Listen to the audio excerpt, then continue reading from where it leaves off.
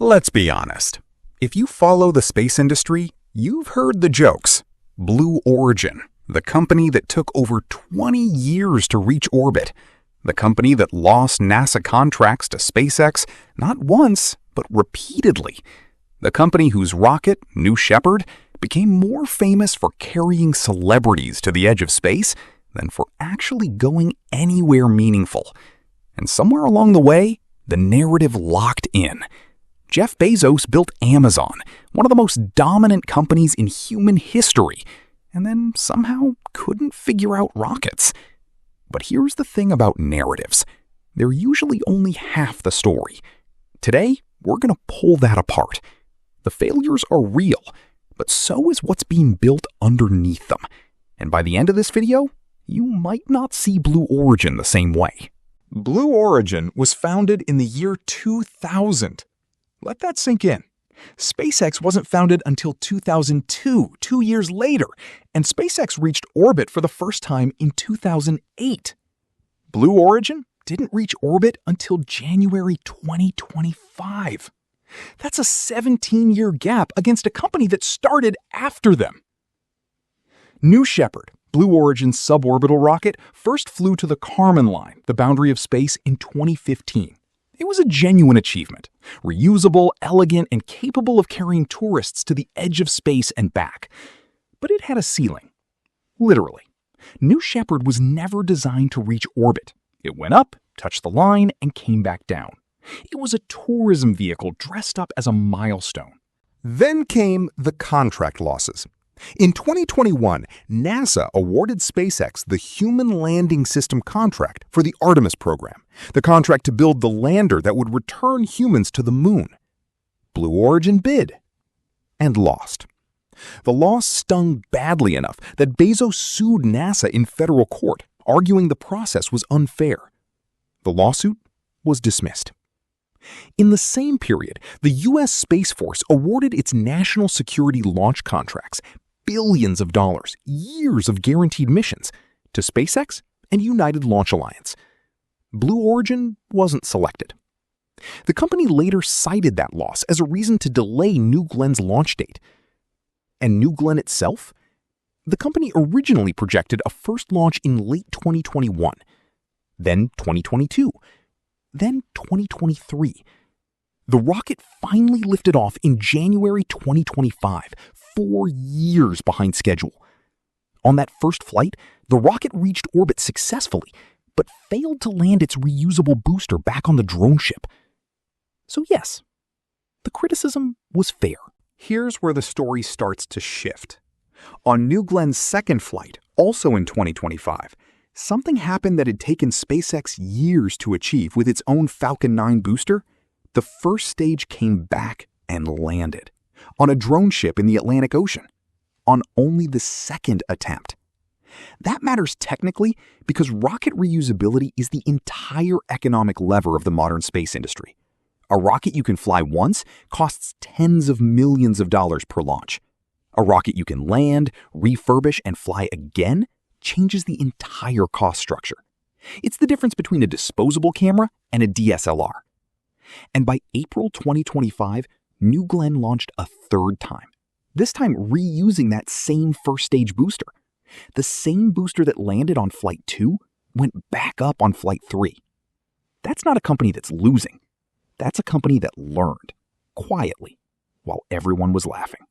Let's talk about something that rarely makes headlines, but is, financially, one of the most important things Blue Origin has ever done. The BE-4 engine. Blue Origin didn't just build the BE-4 to power their own rocket. They built it to power someone else's rocket, too. United Launch Alliance, the joint venture between Boeing and Lockheed Martin, chose the BE-4 to replace the Russian-made RD-180 engines that had powered their Atlas V for decades. That means every time a Vulcan Centaur rocket lifts off carrying a national security payload, it runs on Blue Origin engines. Blue Origin isn't just competing in the launch market, it's supplying the infrastructure for other launchers. That's a classic platform play. It's what Amazon did with AWS. You don't just sell the product, you become the foundation that other people build on. The BE-4 ran its first flight in January 2024 on the Vulcan Centaur. It's now in production, powering both Vulcan and New Glenn simultaneously. Here's what's easy to miss when you focus on launch failures. Blue Origin isn't trying to be a rocket company. It's trying to be a space infrastructure company. Those are very different things. Let's map out what they're actually building. New Glenn, the heavy lift rocket now in service, rated to carry up to 45,000 kilograms to low Earth orbit. A more powerful variant, the New Glenn 9X4, has already been announced, targeting up to 70 metric tons to LEO. That would put it in the class of SpaceX's Falcon Heavy. Blue Moon, a lunar lander program with two variants. The Mark I cargo lander, capable of delivering 3,000 kilograms to the lunar surface, is being tested for an uncrewed moon mission. The Mark II is the crewed version, developed under a NASA contract worth $3.4 billion to land astronauts on the moon as part of the Artemis V mission, targeted for 2029.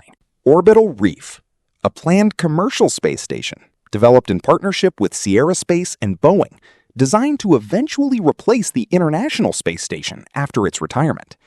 The European Space Agency signed a memorandum of understanding to explore collaboration in 2025. Amazon Leo. This one lives inside Amazon, not Blue Origin, but Bezos controls both.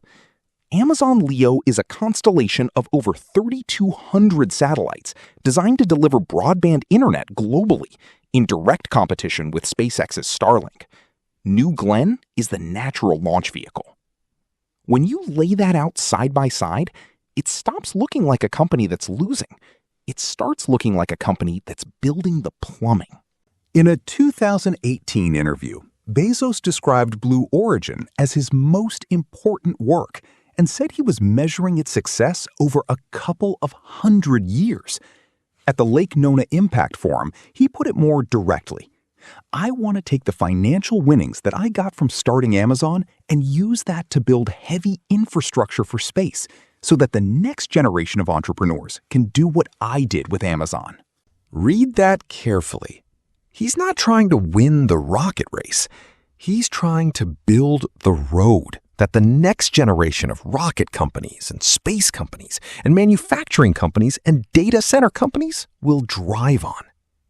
At Italian Tech Week in October 2025, Bezos made another striking statement, that we will, within the next couple of decades, be able to beat the cost of terrestrial data centers in space, running on continuous solar power, no weather, no clouds. He suggested that just as communication and weather satellites move to orbit, data centers and industrial manufacturing would follow. That's not a man thinking about next quarter. That's a man thinking about the next century.